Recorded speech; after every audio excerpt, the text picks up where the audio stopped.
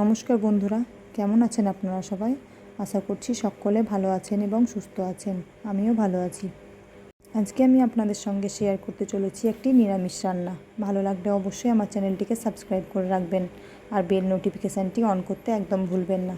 তো চলুন, আর কথা বাড়াবো না, ভিডিওটা কন্টিনিউ রইল, কেউ স্কিপ করবেন না। প্রথমে একটা কড়াই বসিয়ে দিয়েছি, কড়াইতে তেল দিয়ে খুব ভালোভাবে তেলটা গরম করে নিয়েছি। আলুগুলোকে আমি একটু হালকা লাল লাল করে ভেজে তুলে নিচ্ছি। আলুগুলো ভাজা হয়ে গেছে, বাকি যে তেলটা আছে ওই তেলের মধ্যেও পটলগুলোকে আমি ঠিক একইভাবে একটু লাল লাল হয়ে আসবে তখন আমি পটলগুলোকে তুলে নেব।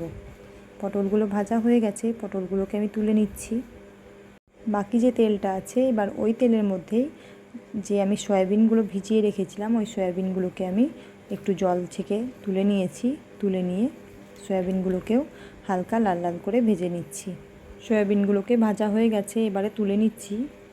এবার কড়াইতে অল্প পরিমাণে তেল দিয়ে একটা শুকনো লঙ্কাকে দিয়ে নিচ্ছি আর দিয়ে নিচ্ছি 5 ফোড়ন, 2 লবঙ্গ আর গরম মশলা দিয়ে নিচ্ছি।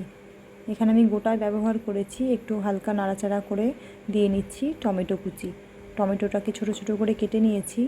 এবারে তেলের মধ্যে দিয়ে নিলাম, একটু নাড়াচাড়া করে নিচ্ছি।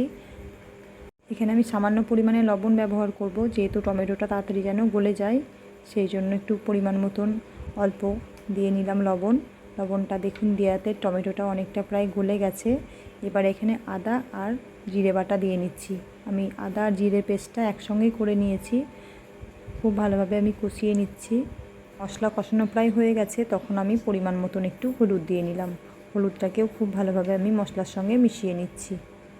আমি প্রথমেই টমেটোর জন্য একটু সামান্য পরিমাণে লবণ ব্যবহার করেছিলাম, এখানে পরিমাণ মতন লবণ দিয়ে নিচ্ছি। এবারে লবণটাকে খুব ভালোভাবে আমি মিশিয়ে নিয়েছি। এবারে দিয়ে নিচ্ছি কাশ্মীরি লঙ্কার গুঁড়ো। কাশ্মীরি লঙ্কার গুঁড়োটা আমি এখানে 1 টিস্পুন মতন দিয়ে নিলাম। দিয়ে নিয়ে সব উপকরণগুলোকে ভালোভাবে মিশিয়ে আমি কষিয়ে নিচ্ছি। পটল আলু আমি ভেজে রেখেছিলাম সেইটাকে দিয়ে নিচ্ছি। দিয়ে নিয়ে আমি 3 থেকে 4 মিনিট ভালোভাবে কষিয়ে নিচ্ছি। আলু আর পটল খুব ভালোভাবে আমার কষানো প্রায় হয়ে গেছে। এবারে এখানে যে সয়াবিনটা আমি ভেজে রেখেছিলাম সেইটাকে দিয়ে নিয়ে 2 মিনিট মতন আবারও মিশিয়ে নিচ্ছি ভালোভাবে। মিশিয়ে নিয়ে আলু, সয়াবিন এবং পটল খুব ভালোভাবে আমি কষিয়ে নিচ্ছি। পরিমাণ মতন জল দিয়ে নেব। জল দিয়ে কিছুক্ষণ নাড়াচাড়া করে ঢাকনা চাপা দিয়ে আমি 8 থেকে 10 মিনিট পর আমি ফিরে আসছি। এখানে একটা ঢাকনা লাগিয়ে দিচ্ছি। ঢাকনা লাগিয়ে দিয়ে আমি 10 মিনিট পর ফিরছি। ঢাকনাটা লাগিয়ে দিলাম, 10 মিনিট পর ফিরে আসছি। 10 মিনিট হয়ে গেছে, এখানে জলটাও প্রায় শুষে নিয়েছে, আলুগুলো আমার সেদ্ধ হয়ে গেছে। এবারে আমি নাড়াচাড়া করে নিলাম। এবারে ওপর থেকে 1 চামচ মতন ঘি ছড়িয়ে দিচ্ছি, যেহেতু এটা নিরামিষ রান্না, ঘি দিলে কিন্তু খুব ভালো লাগে খেতে।